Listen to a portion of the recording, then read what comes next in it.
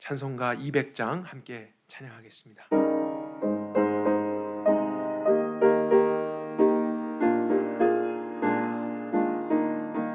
주의 피로 이룬 샘물 참 깊고 넓도다. 구원하는 그 신능력 다 찬송할지라. 찬송하세 주의 보혈 그 샘에 지금 나가. 죄의 깊이 빠진 이 몸 그 피로 씻어 맑히네. 죄악 세상 이길로 거룩한 길 가는 나의 마음 성전 삼고 주께서 계시네. 찬송하세 주의 보혈 그 샘에 지금 나가. 죄의 깊이 빠진 이 몸 그 피로 씻어 맑히네. 주 예수를 깊이 아는 놀라운 그 은혜. 하늘나라 즐거움이 매일 새롭도다. 찬송하세 주의 보혈 그 샘에 지금 나가. 죄의 깊이 빠진 이 몸 그 피로 씻. 3절 다시 하겠습니다. 주 예수를 깊이 아는 놀라운 그 은혜. 하늘나라 즐거움이 매일 새롭도. 찬송하세 찬송하세 주의 보혈 그 샘에 지금 나가. 죄의 깊이 빠진 이 몸 그 피로 씻어. 찬송하세 찬송하세 주의 보혈 그 샘에 지금 나가. 죄의 깊이 빠진 이 몸 그 피로 씻어 맑히네. 219장 찬양하겠습니다.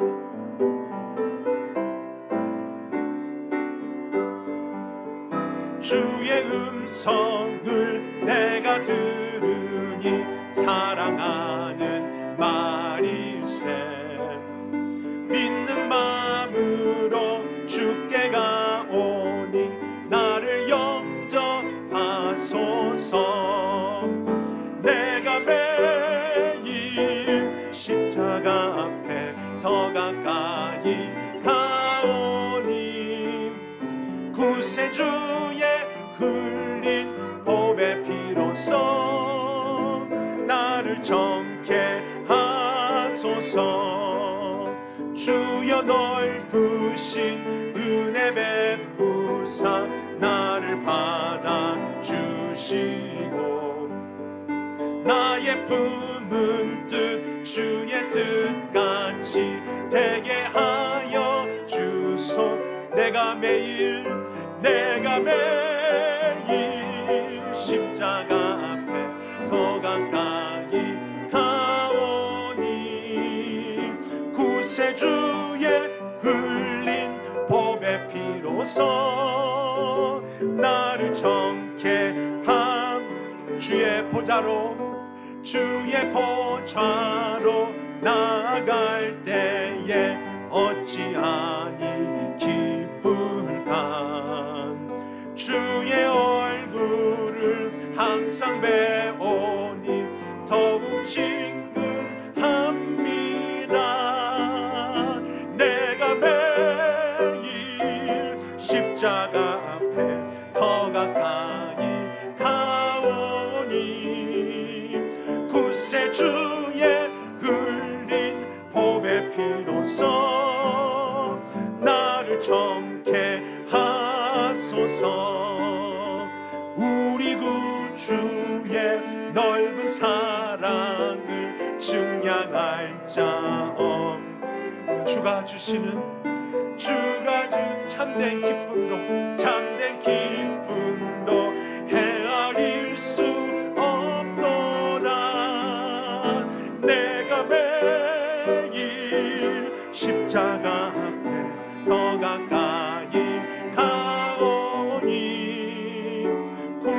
구주의 흘린 보배 피로써 나를 정케 4절입니다. 우리 구주의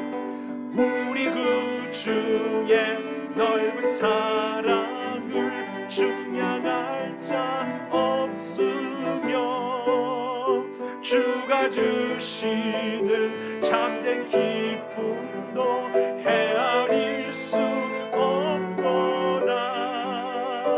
내가 매일 십자가 앞에 더 가까이 가오니 구세주의 흘린 보배 피로써 나를 정케 내가 매일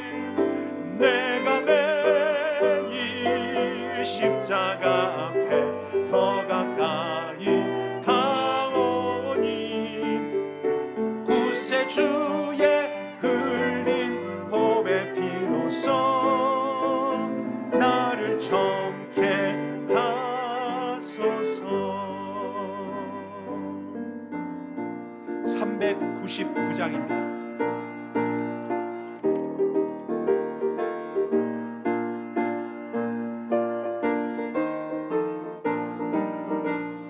주의 약속하신 말씀 위에서 영원토록 주를 찬송하리라. 소리 높여 주께 영광 돌리며 약속 믿고 굳게 서리라.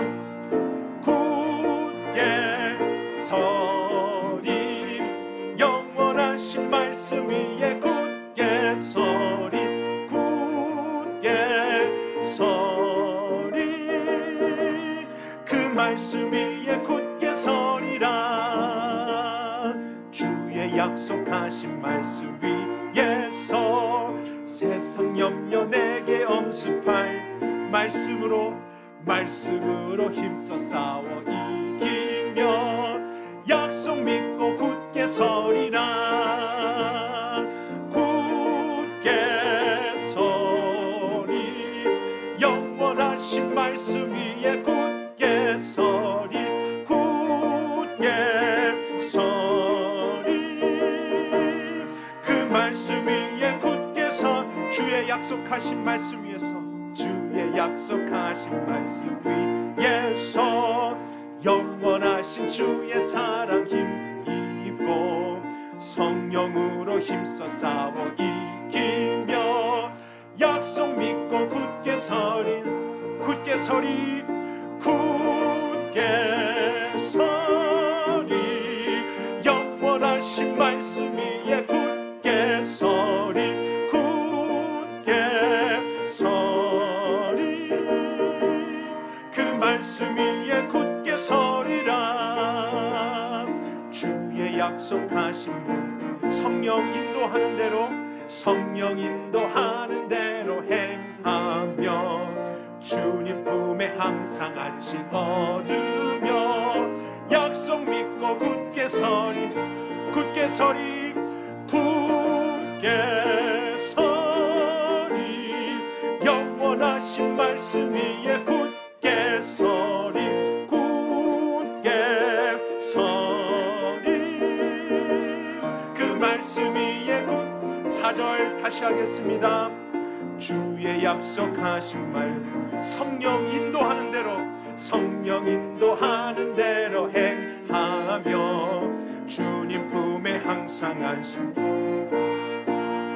약속 믿고 굳게 서리라. 굳게 서리 굳게 서리 영원하신 말씀 위에 굳게 서리 굳게 서리 그 말씀 위에 굳게 서리라. 굳게 서리 굳게 서리 영원하신 말씀 위에 굳게 서리 굳게 서리 그 말씀 위에 굳게 서리라. 아멘. 395장 찬양하겠습니다.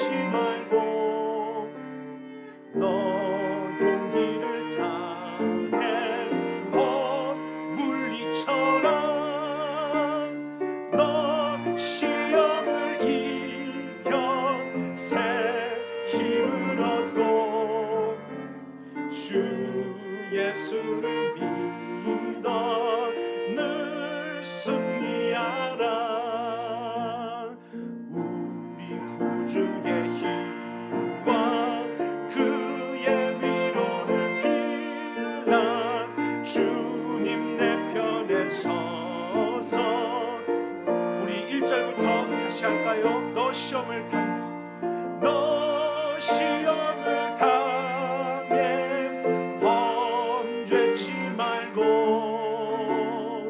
너 용기를 다해 곧 물리처럼 너 시험을 이겨 새 힘을 얻고 주 예수를 믿어 늘 승리하라.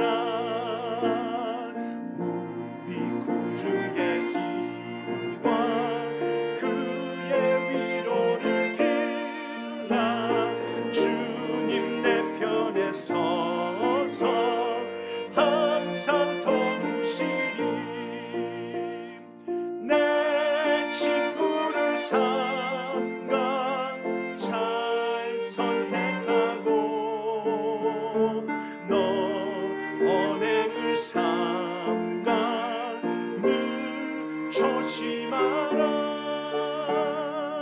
너 열심을 다해 늘 충성하고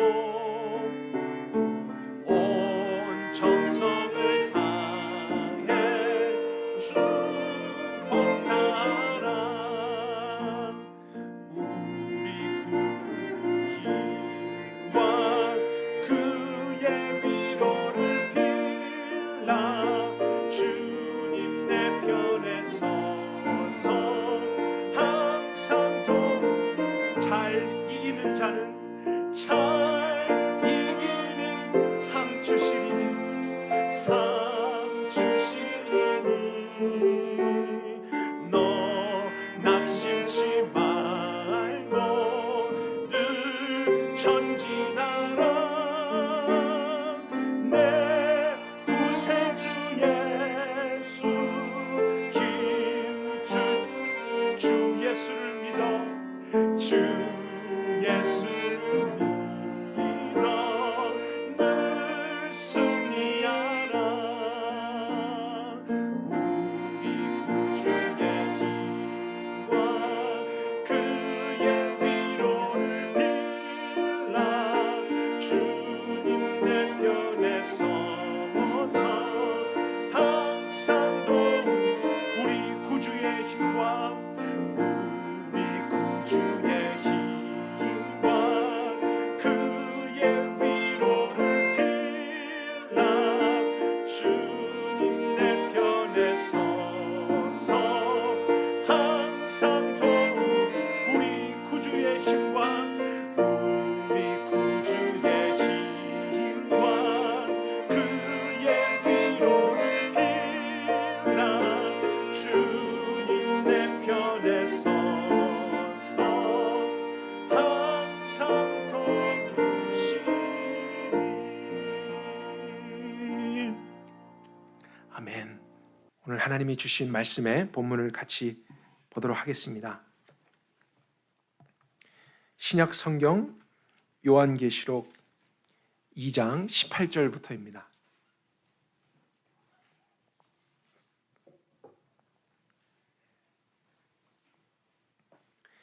요한계시록 2장 18절부터 마지막 절 29절까지 저와 여러분이 함께 보겠습니다. 계시록 2장 18절에서 마지막 29절까지 교독하도록 하겠습니다. 두아디라 교회의 사자에게 편지하기를 그의 두 눈이 불꽃 같고 그 발이 빛난 주석과 같은 하나님의 아들이 이같이 이르시되 내 인내와 내 행위를 아노니 내 나중 행위가 처음 것보다 더욱 많도다. 그러나 내게 책망할 것이 몇이 있나니 내가 자칭 선지자라 하는 여자 이세벨을 용납함이라. 그가 내 종들을 가르쳐 꾀어 행음하게 하고 또 우상의 재물을 먹게 하는도다. 내가 저에게 그 음행을 회개할 기회를 주 회개치 아니하여 보라 내가 저를 침상에 던질 터이요 또 저와 더불어 간음하는 자들도 그들의 행위를 회개치 아니하면 큰 환난 가운데 던지고 또 내가 사망으로 그 자녀들을 죽이리니 모든 교회가 나는 사람의 뜻과 마음을 살피는 자인 줄 알리라. 내가 너희 각 사람의 행위대로 봐주리라. 두아디라에 있는 나머지 사람들과 곧 이 교훈을 받지 않고 그들의 말처럼 사탄의 깊은 것을 알지 못하는 자들과 너희에게 말하노니 내가 다른 짐으로 너희에게 지을 것이 없노라. 너희에게 있는 것을 내가 올 때까지 굳게 잡으라. 이겨내는 자와 끝까지 내 행위를 지키는 그에게는 내가 만국을 다스리는 권세를 주리니 그가 철장을 가지고 저희를 다스리며 질그릇 깨트린 같이 하리니 곧 내가 내 아버지께 받은 것과 같으니라. 내가 또 그에게 새벽별을 주리라. 귀 있는 자는 성령이 교회들에게 하시는 말씀을 들을지어다. 아멘. 함께 말씀을 위해 기도하겠습니다. 오늘도 믿는 자들의 모임 가운데 빛으로 나타나실 예수님을 기대합니다. 사람의 말이 아니라 또 종교적인 모임이 아니라 이 모든 것에 기반이 되시고 머리가 되신 예수님을 우리가 볼 수 있게 하여 주옵소서. 우리가 믿고 싶은 대로 보고 믿는 것이 아니라 우리에게 믿기를 원하시는 대로 주님이 나타나실 때 또 말씀하실 때 겸손히 그 사실을 받아들이며 그 믿음을 갖게 되는 저희 교회가 되기를 원합니다. 하나님께서 한 사람 한 사람의 마음을 열어주시고 깨닫게 하시며 믿게 하여 주옵소서. 주님께 이 시간을 온전히 의탁드리며 예수 그리스도의 이름으로 기도했습니다. 아멘.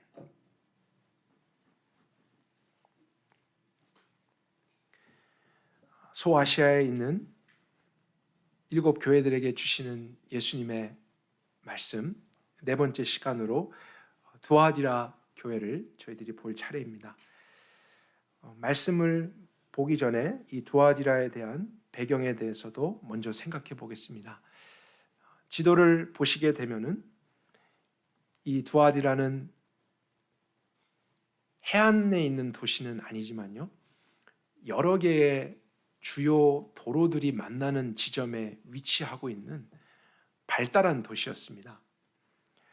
역사적인 자료를 살펴보게 되면은 이곳에서 염색업과 모직물 상업이 굉장히 발달했었습니다. 그것만이 아니라 양털 제조업이나 세마포 직조, 겉옷 제조업, 가죽 제품 상인, 구리 세공업자 등 다양한 종류의 비즈니스가 활발하게 이곳에서 이루어졌었습니다. 그리고 우리들이 잘 아는 농협이나 수협 같은 개념의 무역 조합들이 이곳에 굉장히 많이 있었다고 해요. 네트워크들이 잘 형성돼서 이제 비즈니스를 하기에 참 좋은 그런 곳이 두아디라였고 여러 가지 면에서 발달했었겠죠. 사도행전에 보게 되면은 바울이 2차 선교 여행을 가게 됩니다.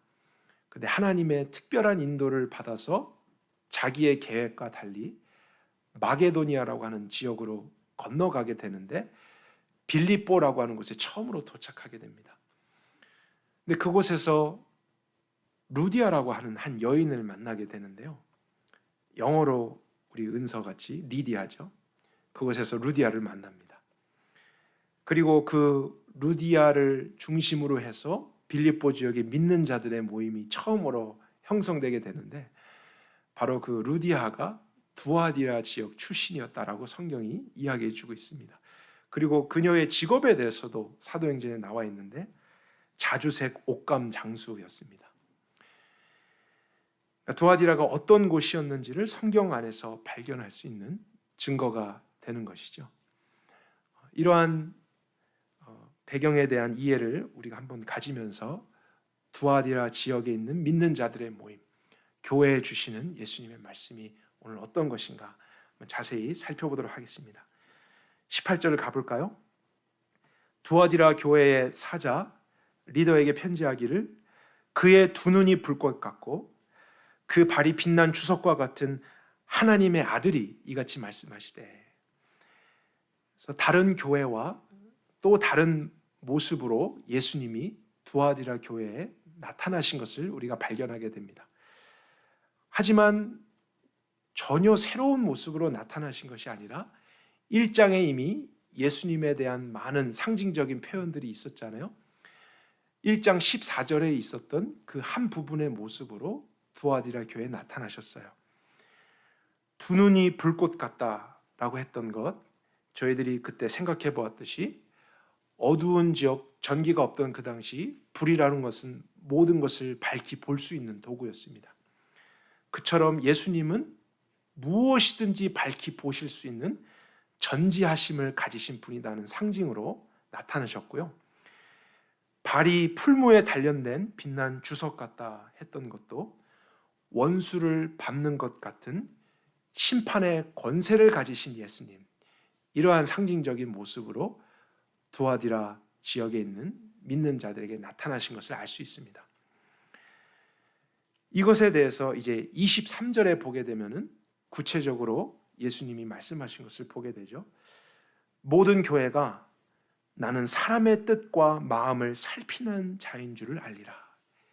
왜냐하면 그 눈이 불꽃 같으셔서 사람의 마음속에 있는 의도까지도 다 살펴보실 수 있는 전지하심이 있으시죠.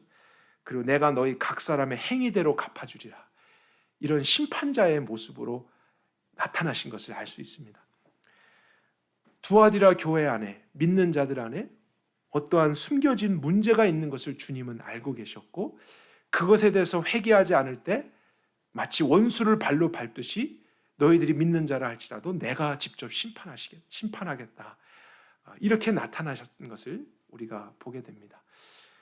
도대체 어떤 문제가 있었길래 주님이 이렇게까지 경고하시면서 말씀을 주셨을까?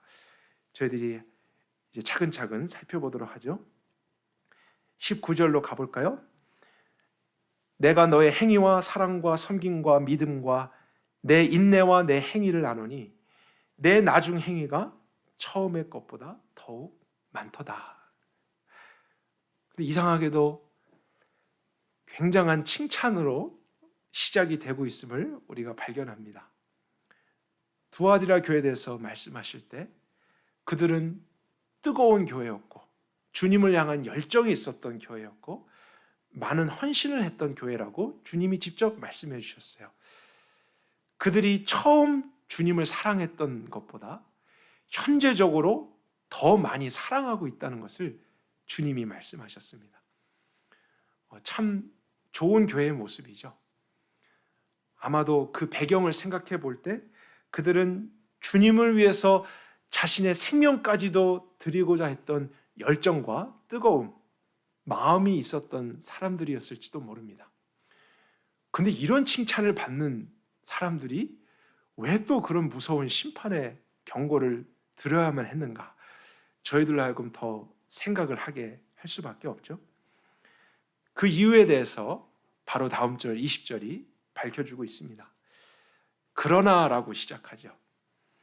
너에게 책망할 것이 몇이 있나니 내가 자칭 선지자라 하는 이 여자 이세벨을 용납했기 때문이다. 받아들였기 때문이다. 그녀는 내 종들을 가르쳐서 꿰어서 행음하게 하고 우상의 제물을 먹게 하고 있다. 그 구체적인 이유에 대해서 말씀하셨습니다. 이세벨이라고 하는 사람이 정확하게 누구를 말씀하시는지 저희들은 정보가 없기 때문에 알 수가 없죠. 그러나 아마도 열왕기상에 등장하는 이세벨의 특징을 가진 어떤 사람이 두아디라 지역에 있는 교회들에게 나타나서 이런 일들을 하고 있었고 교회 안에 문제가 있었다는 것을 저희들이 이해해 볼 수 있습니다. 이세벨은 어떤 사람이었죠? 그녀는 북이스라엘에서 가장 악한 왕으로 알려져 있었던 아합 왕의 아내였습니다. 왕비였어요. 근데 그녀는 이스라엘 사람이 아니고 시돈 왕 엣바알이라고 하는 사람의 딸이었습니다. 근데 이름에서 알 수 있듯이요, 엣바알은 국가적으로 시돈 전체를 바알을 숭배하는 나라로 만들었던 사람이었어요. 그러니까 그 아버지의 그 딸인 것처럼 이세벨은 북이스라엘 왕과 결혼하게 됐을 때 가장 먼저 했던 일이 국가적으로 바알 신과 아세라 신을 섬기도록 했던 것이었어요. 이방 여인이 함께 이스라엘에 들어오면서 그들이 섬기는 신을 가져오고 함께 우상을 섬기게 할 수 있기 때문에 하나님은 율법에서도 이방 사람들과 함께 결혼을 하지 말 것을 명령하셨었습니다. 그러나 그런 일들이 이제 이스라엘 역사에 빈번하게 나타나게 됐죠. 이세벨은 강한 성격이 있고 리더십이 강해서 어떻게 보면 아합보다 실질적으로 북이스라엘을 다스렸던 사람입니다. 여왕임에도 불구하고 그가 더 나라를 쥐어 흔들고 결정을 하는 그런 강한 사람이었어요. 그런데 우리가 열왕기상에 보게 되면 그런 어둡고 국가가 총체적으로 우상을 가장 많이 숭배하던 시기에 하나님께서 구약 시대에 가장 강력한 선지자 한 사람을 준비하사 하나님의 백성을 지키게 하십니다. 그 사람이 바로 엘리야입니다. 우리가 잘 알듯이 엘리야가 이때 바알 선지자 450명하고 아세라 선지자 400명과 함께 대결을 하게 되죠. 바로 이때였습니다. 근데 여러분 생각해 보세요. 그래도 북이스라엘입니다. 하나님의 백성이라고 일컫는 그런 곳인데 바알과 아세라 신을 집중해서 섬기는 제사장들, 선지자들이 최소 850명이나 있었다는 것. 이거는 완전히 이방 나라가 된 것입니다. 우상 숭배로 들끓는 나라가 된 것이에요.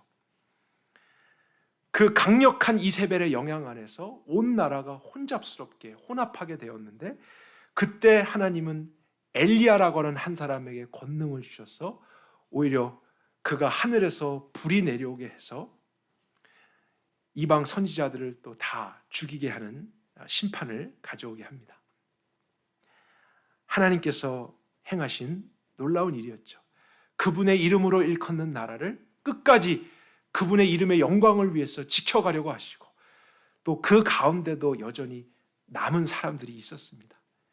그래서 그들의 구원을 계속 이끌어 가시기 위해 하나님이 역사하셨죠. 근데 이런 놀라운 일이 있은 후에도요, 이세벨은 회개하지 않습니다. 오히려 그런 일을 했던 엘리야를 당장 죽여야겠다. 그를 죽이지 않으면 내가 믿는 신들이 나를 저주할 것이다.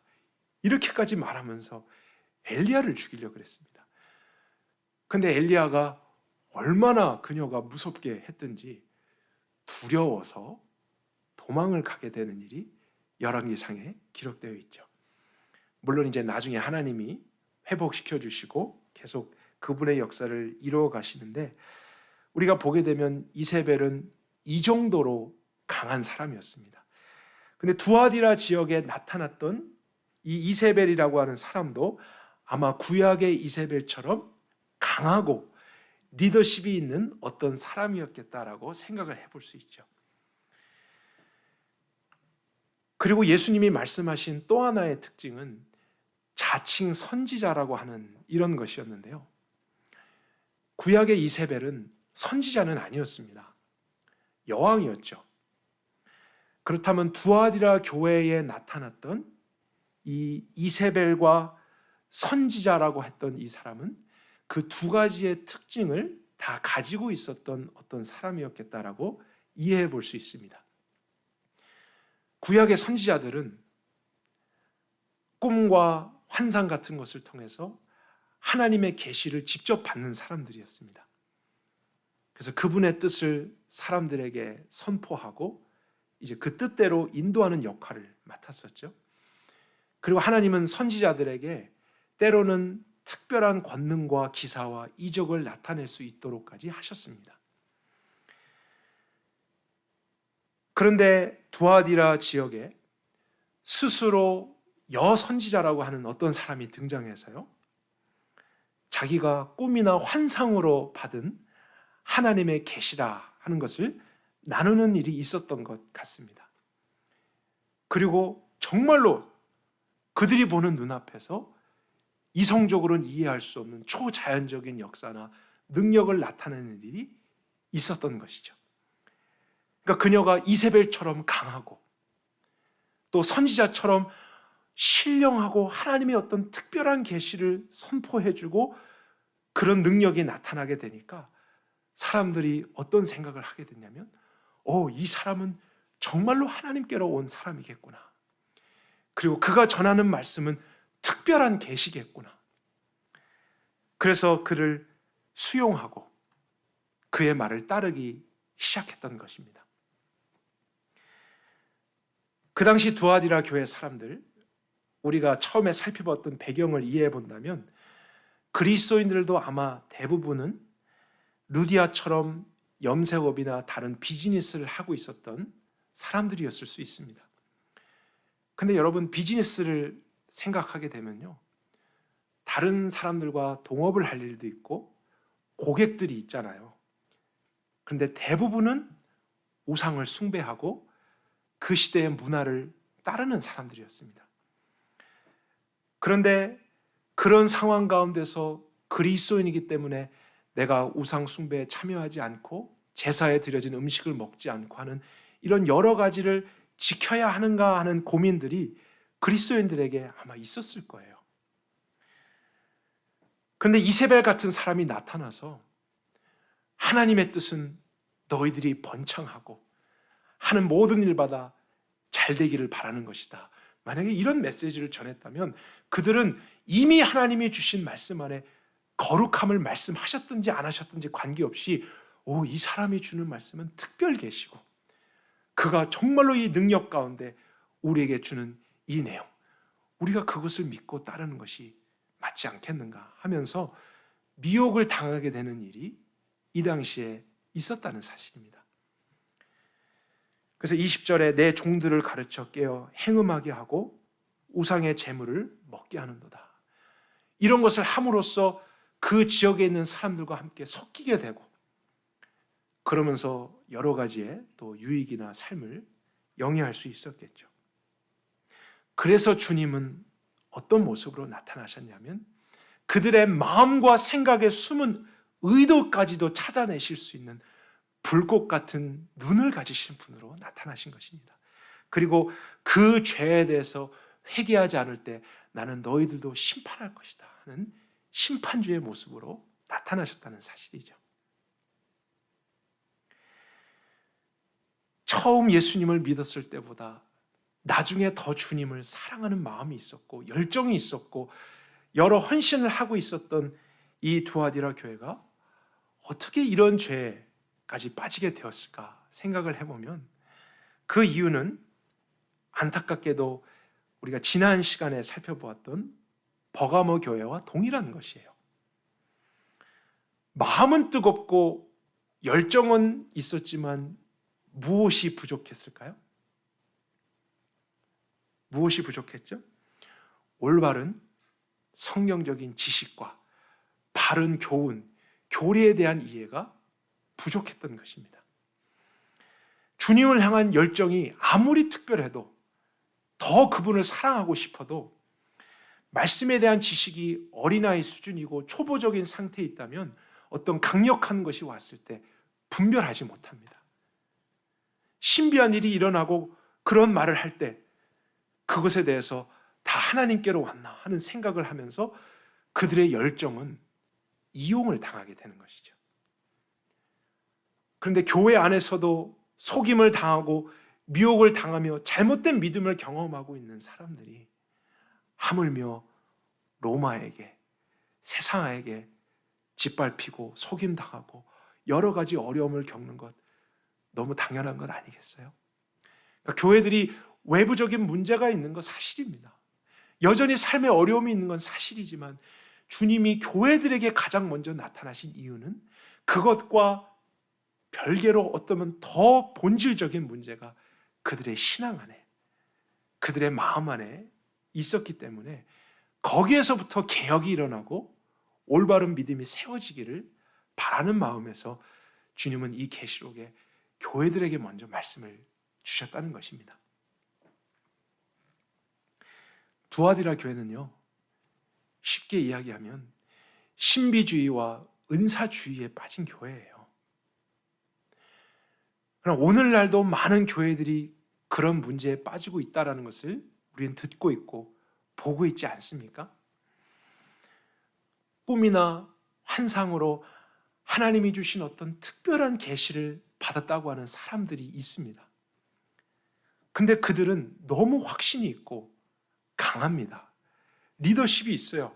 그래서 사람들을 휘어잡고 주목하게 하는 그러한 능력이 있습니다. 또 그것만이 아니라 정말 이해할 수 없는 초자연적인 역사들이 그들의 사역이나 현장 가운데 일어나요. 병을 고치기도 하고 또 나만 알고 있었던 어떠한 것에 대해서 직접적으로 이야기하고 그것에 대한 하나님의 뜻이 이렇습니다 하는 말을 들을 때 사실 어느 누구도 올바른 지식과 깨어임이 없으면 미혹을 당할 수밖에 없게 되어 있습니다. 그래서 사람들은 그들을 선지자라고 부르죠. 그리고 그들이 전해주는 말씀을 새로운 복음, 새로운 계시라고 일컫기도 합니다. 그리고 그들은 많은 경우에 예수님의 이름으로 물질의 번영과 세상에서 성공하는 것을 하나님의 축복이라고 가르칩니다. 이것도 참 신기한 일입니다. 신비주의와 은사주의는 번영신학과 한 줄기를 가지고 있어요. 항상 마지막이 그런 쪽으로 가게 됩니다. 그리고 몸이 아프고 병이 있는 것은 마치 믿음이 없어서 그렇고 죄라는 가르침을 가르치게 됩니다.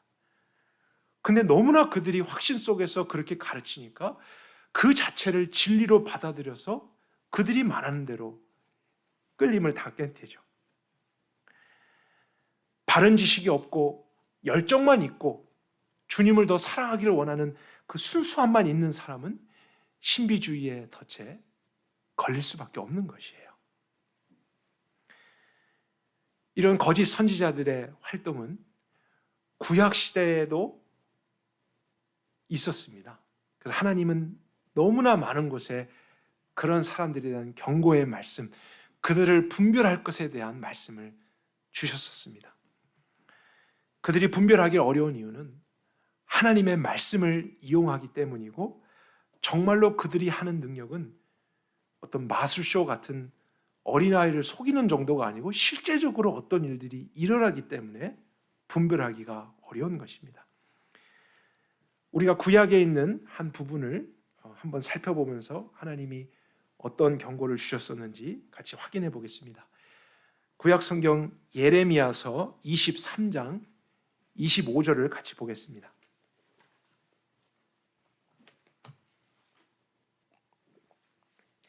예레미야 23장 25절입니다.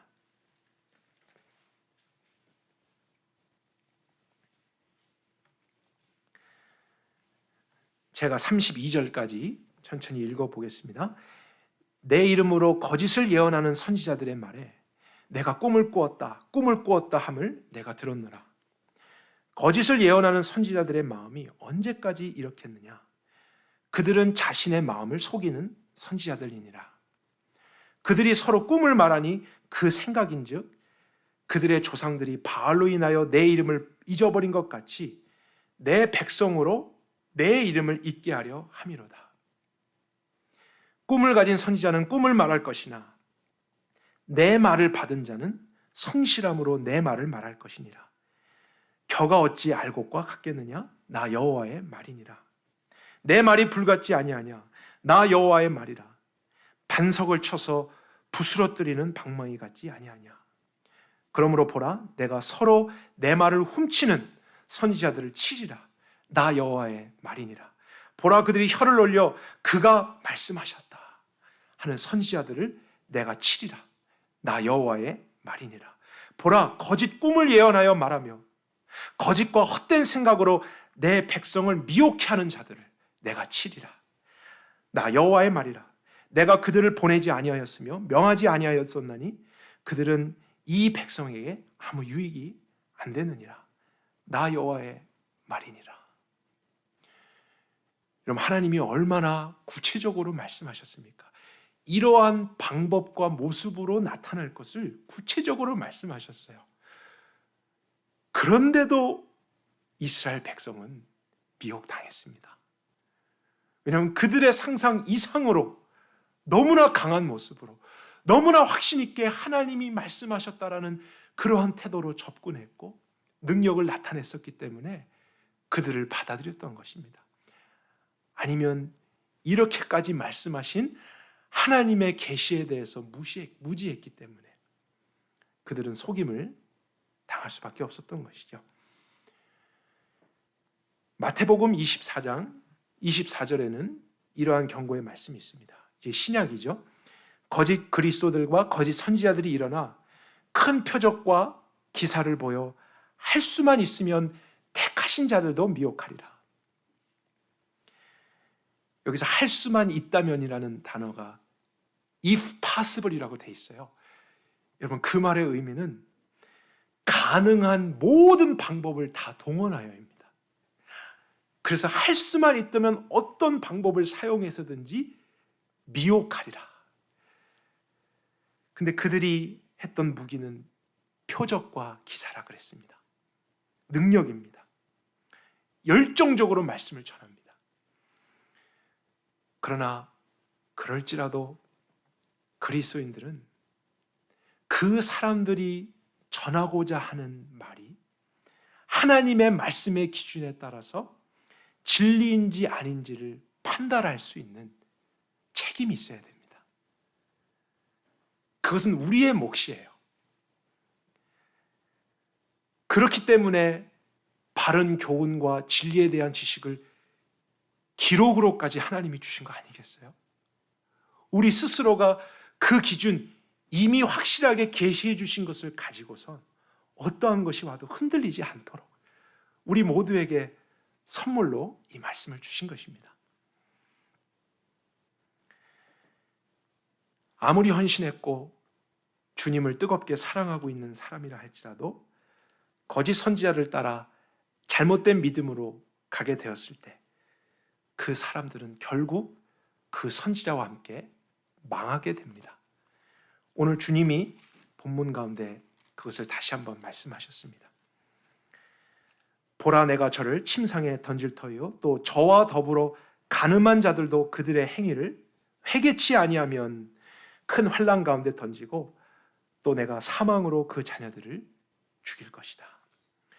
여기서 말하는 간음은 꼭 육체적인 간음만이 아니라 영적인 간음도 포함되는 것이죠. 하나님께서 분명히 주신 그 진리, 다른 어떤 것과도 섞일 수 없는 완전한 진리를 다른 것과 함께 혼합하여서 붙잡고 혼합된 신앙생활, 신비주의에, 은사주의에, 번영 신학에 빠져가는 이러한 모습이 있게 될 때 하나님은 그가 회개치 아니하면 그것과 함께 망할 것을 다시 한번 경고하셨죠. 이것은 그들이 망하기를 원해서 주신 말씀이 아니라 반대겠죠.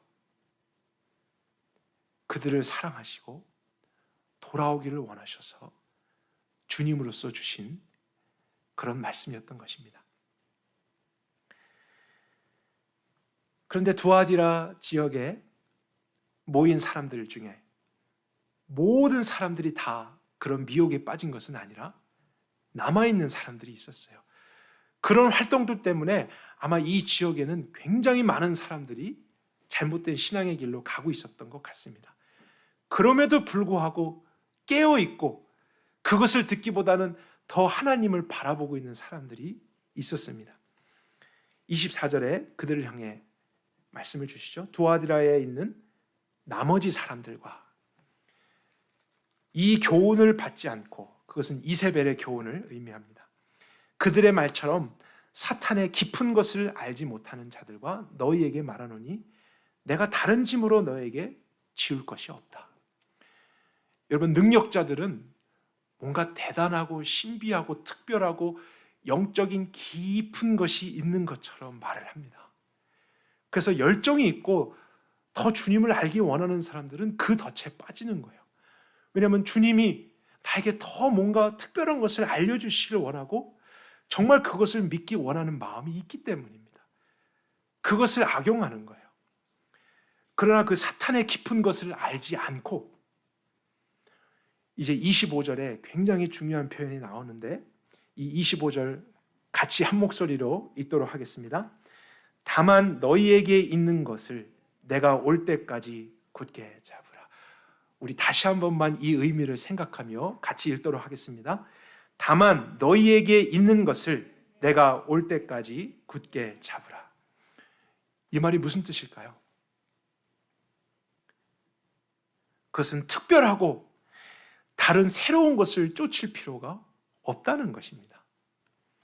이미 알고 있는 것을 더 깊이 확실하게 내가 올 때까지 끝까지 붙들어라. 여러분, 교회가 이미 알고 있는 것이 무엇이겠습니까? 예수 그리스도의 복음 아닐까요? 그것을 믿었기 때문에 믿는 자가 됐고 교회가 된 것 아니겠습니까? 거기에서부터 주님을 사랑하기 시작했던 것이잖아요. 이 땅에서부터 하나님을 떠나 어긋난 질서 속에서 살았던 죄, 그 문제를 용서하기 위해 오신 예수님, 그분의 십자가, 그분의 보혈, 그리고 새 생명 가운데 이제 죄를 이기면서 살 수 있도록 하기 위해 부활하시고 승천하시고 성령님을 보내주신 이미 주신 계시, 이미 그들이 알고 있는 것을 전부로 붙잡고 끝까지 어떠한 것에도 흔들리지 않게 할 주님의 그런 어떤 확인의 말씀이 이때 남은 자들에게 주어졌습니다. 그리고 26절에 한 번 더 반복되는데요. 이겨내는 자와 끝까지 내 행위를 지키는 그에게 내가 만국을 다스릴 권세를 줄 것이다. 또 새벽별을 주리라 약속을 하시는데 이것은 구원의 완성에 대한 주님의 약속입니다. 근데 조건이 무엇이었냐면 이겨내는 자, 끝까지 내 행위를 지키는 자라고 하셨어요. 두아디라 교회는 많은 행위와 헌신으로 칭찬받은 교회잖아요. 그러나 주님이 지금 주시는 말씀은 무엇이냐면 신앙이라는 것은 내가 주님을 위해서 얼마나 열정적으로 많은 것을 행했느냐, 나의 행위가 중요한 게 아니고 주님이 나를 위해서 하신 그 행위, 주님이 우리의 구원을 위해서 하신 그 일을 더 분명하게 알고 지키는 것이라고 말씀하시는 거예요. 우리의 행위보다 주님의 행위가 더 중요한 것입니다. 그 복음 위에 세워질 때 우리의 신앙의 집은 견고하게 세워질 수 있는 거예요. 우리를 용서하시고 깨끗하게 하시고 불순종에서 순종의 삶이 되게 하시고 이 땅 가운데서도 거룩하게 구별되어 하나님의 나라로 살게 하시는 모든 것, 예수님의 죽으심과 부활과 성령님의 역사, 이 모든 사실에 대해 이미 예수님이 완성하신 일이잖아요. 이미 교회로서 알고 있는 그 일, 그것을 예수님이 오시는 날까지 어떤 것이 와도 놓치지 말고 끝까지 붙잡으며 이기는 자들, 그들의 삶 속에 구원이 완성되는 것입니다. 그러나 사단은 언제든지 이런 방식으로 온다고요. 복음 외에 뭔가 더 특별하고 신비하고 너가 그 깊은 것을 알지 못해서 지금 영적으로 힘든 거야. 영적으로 건조하고 무기력하고 자꾸 패배하는 이유, 이런 것이 없기 때문이야 하면서 가져다 주는 것이 은사나 다른 능력이나 하나님께서 어젯밤 새롭게 알게 하신 어떤 특별한 계시, 이러한 것이 오게 될 때 정말 마음은 진실했지만 바른 교훈 가운데 창념하지 못해서 미혹을 당하게 되는 일이 오늘날 우리에게도 있을 수 있는 것입니다. 여러분, 주님은 이미 우리에게 가장 특별한 것을 주셨습니다. 이미 우리에게 가장 신비한 것을 주셨습니다. 우리로 하여금 죄로부터 벗어나게 되는 구원입니다. 죄를 이길 수 있는 능력입니다. 예수 그리스도의 생명입니다. 이것보다 신비하고 놀라운 것은 없습니다. 죄로 인해서 죽었던 나를 살려주셨습니다. 이것보다 더 기적적인 것은 없습니다. 그럼에도 불구하고 생활의 문제, 또 질병, 여러 가지 종류의 환난을 우리는 만날 수 있지만 더 놀라운 건 뭔지 아세요? 그런 문제 속에서도 죄를 짓지 않을 수 있다는 것이 더 놀라운 것입니다. 때로는 치유해 주실 수도 있고 해결해 주실 수도 있고 주님의 뜻 가운데 그 모든 것을 통해 선을 이루실 수 있지만 그렇지 않아야 할지라도 감사할 수 있는 것, 저는 이것이 진짜 능력이라 생각해요. 이것이 정말 세상은 이해할 수 없는 그리스도인의 삶의 신비입니다.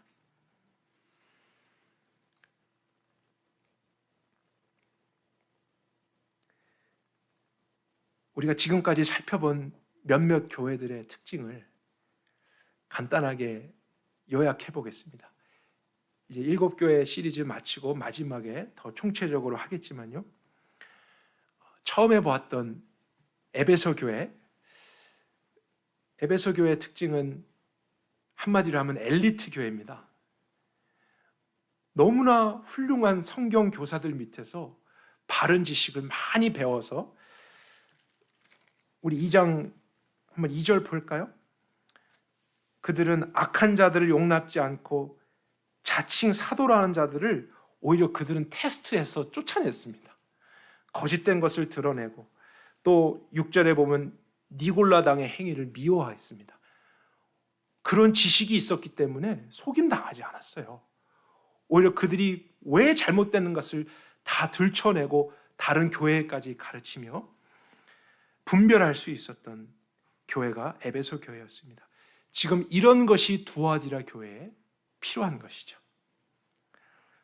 올바른 지식을 배우고 그 안에서 성장하고 처음 믿을 때의 그 수준에 머무르지 않고 내가 이 세상을 떠나는 그날까지 더 알아가기에 힘쓰며 가르치고 배우는 그런 교회가 되어야 되는 것입니다.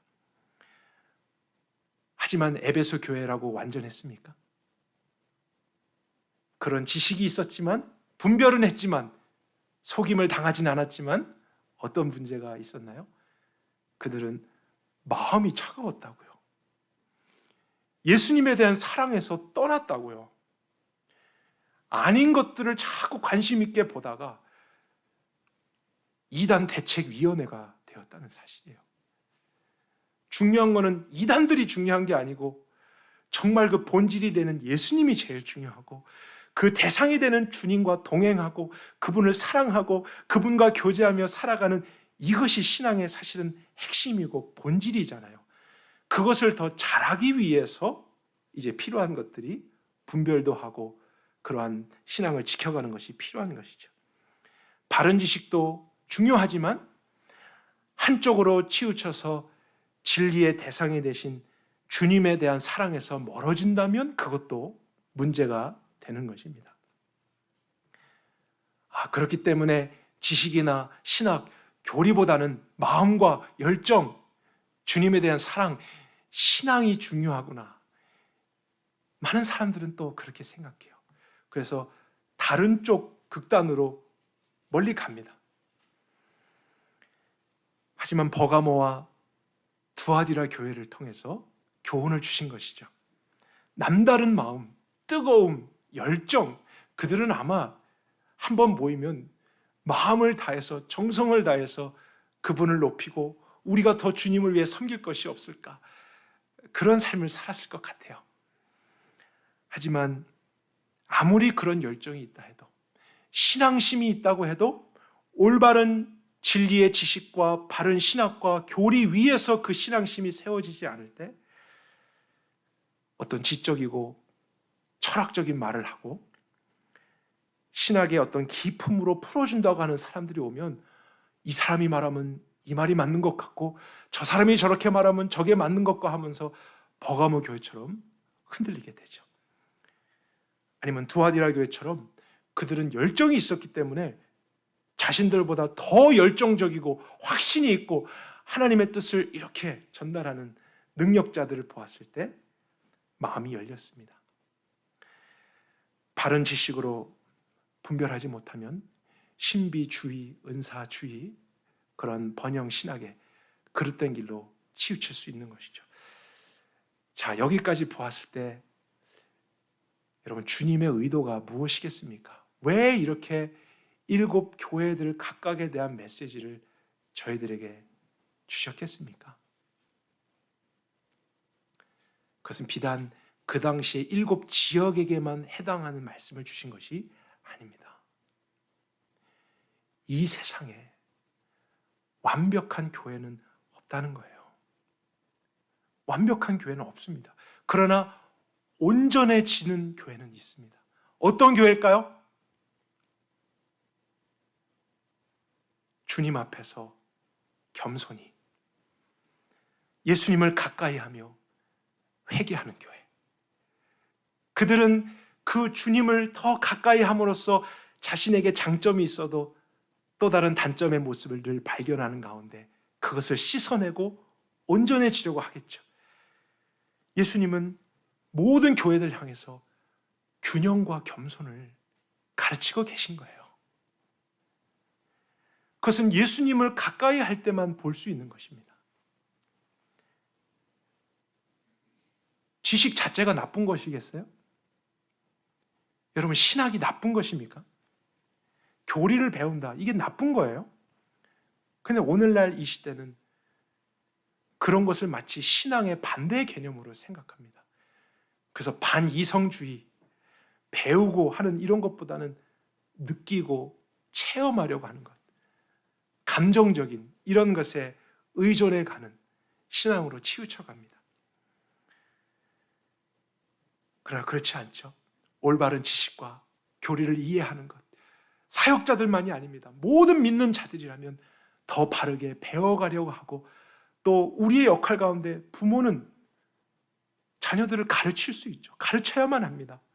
그리고 서로에게 배울 수 있고 하는 이런 일들이 있어야 되죠. 또한 체험과 열정, 감정도 나쁜 거 아닙니다. 그렇다고 해서 느낌을 갖는 것, 주님을 향한 열정을 갖는 것도 안 좋은 것인 것처럼 생각하는 것도 균형을 잃어가는 것이에요. 우리는 지정의 모든 것을 다해서 하나님을 찬양하고 높이고 그분을 따라가는 거잖아요. 그런 것이 없이 차갑게 그냥 지적으로만 굳어져 가는 교회도 잘못된 것이고, 신비주의, 은사주의는 잘못된 것이지만 저는 또 우리 가운데 오해가 없길 바라요. 하나님의 신비 자체가 잘못된 것은 아닙니다. 은사 자체가 잘못된 것은 아닙니다. 오늘날도 하나님은 기적을 이루십니다. 하나님은 병을 고치십니다. 하나님의 역사는 우리 수준 아닙니다. 우리가 그런 것이 잘못됐다고 해서 그런 현상과 모든 것까지도 다 제거해버리려고 하면 그것은 기독교가 아닙니다. 성경에서 또 그런 내용들 다 빼보세요. 성경이 될 수 없어요. 그런 것이 있다 하더라도 신비주의가 되는 것이 아니라 더 예수 그리스도만, 또 그런 것 가운데 치우치지 않고 늘 균형을 갖추려고 하고, 겸손하게 더 주님만 따라가려고 하고, 우리의 문제점은 없는가 회개하고 씻어내고 더 온전해지려고 하는 그 교회만이 결국 마지막에 칭찬을 받으며 주님의 영광스러운 구원의 자리에 참여할 수 있게 되는 것입니다. 우리 모두 선줄로 알거든 넘어질까 조심하라 하는 그 구절을 생각하면서 우리의 삶의 신앙의 균형을 지켜갈 수 있길 바랍니다. 여러분, 우리 더 겸손하십시다. 우리의 장점이 있지만 단점도 있습니다. 그것을 늘 예수님 앞에서 깨달아 가십시다. 서로에게 그것을 비추어 주었을 때 우리가 거절하지 말고 튕겨져 나가지 않고 오히려 더 회개하고 온전하고 또 이미 우리에게 알게 하신 것, 주신 것을 분명하게 알아 예수님이 오시는 날까지 끝까지 붙드는 교회, 지키는 교회, 저희 모두가 될 수 있기를 바랍니다. 함께 기도하겠습니다. 하나님, 오늘도 이 공동체에 말씀으로 예수님이 나타나셨습니다. 정말 그렇습니다. 우리 인간의 생각이 아닙니다. 우리가 연구해서 얻은 결과가 아닙니다. 하나님께서 이미 계시해 주신 것을 우리 안에 계신 성령님께서 이해하게 하셨고 깨닫게 하셨고 이제 우리를 그 더 확실한 진리 가운데 인도하심을 믿습니다. 이 교회도 사람이 세운 것이 아니라 주님이 세우셨죠. 주님의 교회죠. 우리가 앞으로 행해야 될 모든 것도 그렇기 때문에 우리만을 위한 사람들의 모임이 아니라 주님의 교회요, 주님의 뜻을 이루는 공동체가 되어야 될 줄 믿습니다. 그것을 위해서 우리에게 이미 주셨던 또 우리의 장점들은 더 잘 지키며 혹시라도 우리에게 알게 하신 것이 있으면 부끄러워하고 감추고 숨기고 아닌 척하려고 하기보다는 더 균형을 갖추며 겸손하게 배우며 날마다 주님 앞에서 거룩하게 성장해 갈 수 있는 개인과 가정과 이 공동체가 되게 하여 주옵소서. 우리가 이 말씀의 교훈을 다 지켜 행할 때 이 세상이 아무리 강력하고 사단의 권세가 아무리 강력하다 할지라도 우리는 세상이 감당치 못할 하나님의 나라로서 주님의 뜻을 힘있게 이루게 될 줄 믿습니다. 우리를 촛대로 부르신 주님, 빛이신 주님을 정말로 가까이 함으로써 이 세상 어둠을 비추며 아직도 그 어둠 속에서 신음하고 있는 많은 자들에게 생명과 구원을 알게 할 수 있는 저희 모두가 되게 하옵소서.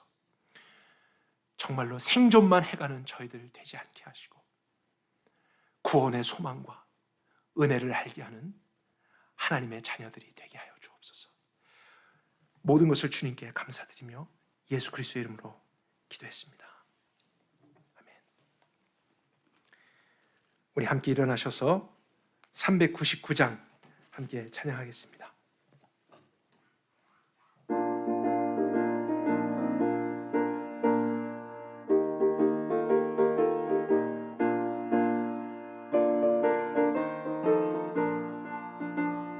주의 약속하신 말씀 위에서 영원토록 주를 찬송하리라. 소리 높여 주께 영광 돌리며 약속 믿고 굳게 서리라. 굳게 서리 영원하신 말씀 위에 굳게 서리 굳게 서리 말씀 위에 굳게 서리라. 주의 약속하신 말씀 위에서 세상 염려 내게 엄습할 때에 말씀으로 힘써 싸워 이기며 약속 믿고 굳게 서리라. 굳게 서리 영원하신 말씀 위에 굳게 서리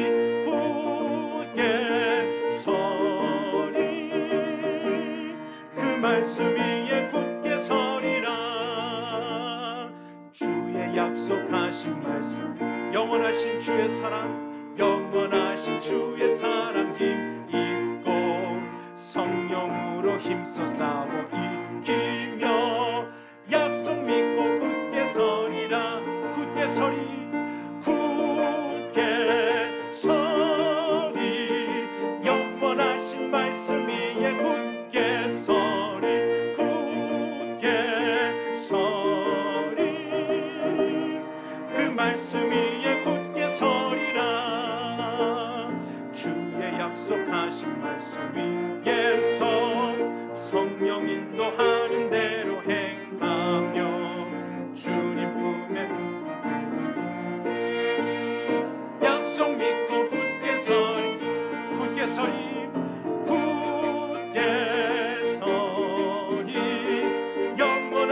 말씀 위에 굳게 서리 굳게 서리 그 말씀 위에 굳게 서리 굳게 서리 굳게 서리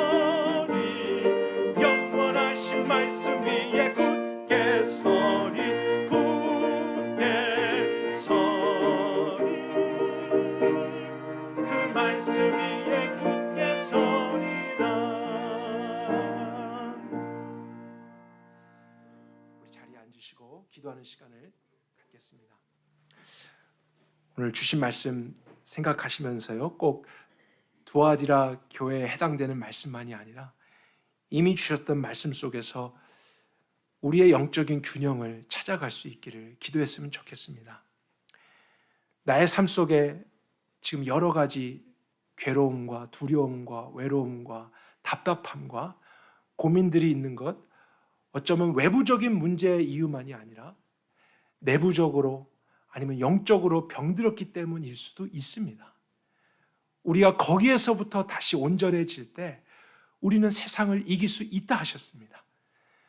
그래서 다시 한번 이 안에서 겸손하게 주님이 보여주신 것을 회개할 것은 회개하고 더 굳세게 믿어야 될 것은 믿게 되는 그러한 일들 우리가 기도로서 함께 아뢰었으면 좋겠습니다. 각자 우리 자신을 위해서 기도하도록 하겠습니다.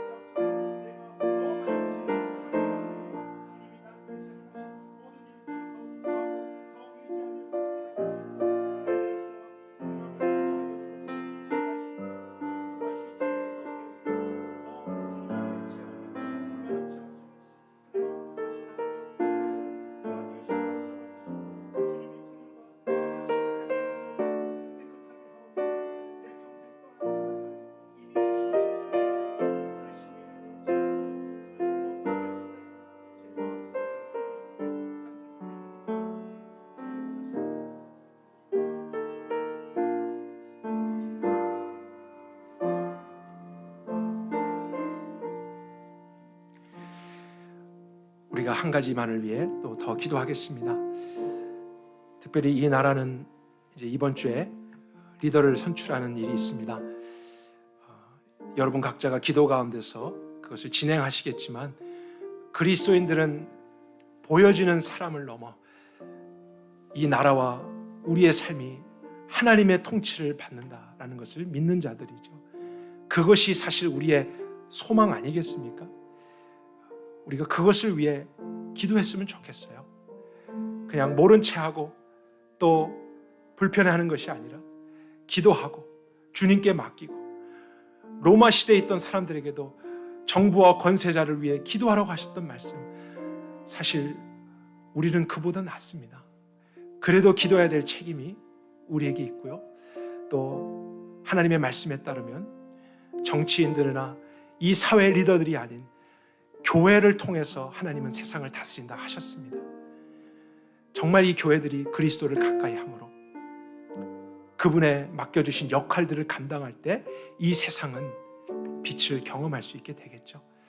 그래서 우리의 상황과 함께 더불어 온 지상에 있는 교회들이 더 그리스도를 가까이 하고 그분의 나타나신 대로 믿으며 균형을 갖추고 겸손하게 주님 오실 그날까지 역할과 책임들을 감당할 수 있는 교회들 될 수 있도록 우리 마지막으로 이 제목을 위해서 함께 기도하도록 하겠습니다.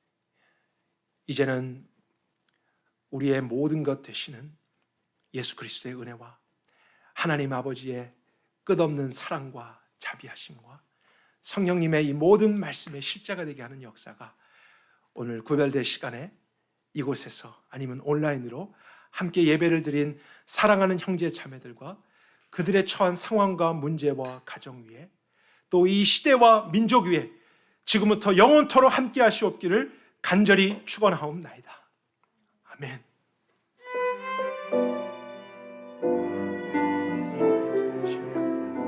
하나님께 맡겨드립니다. 그 은혜의 손에 의탁드립니다. 주님께 소망했습니다. 교회들이 일어나게 하시고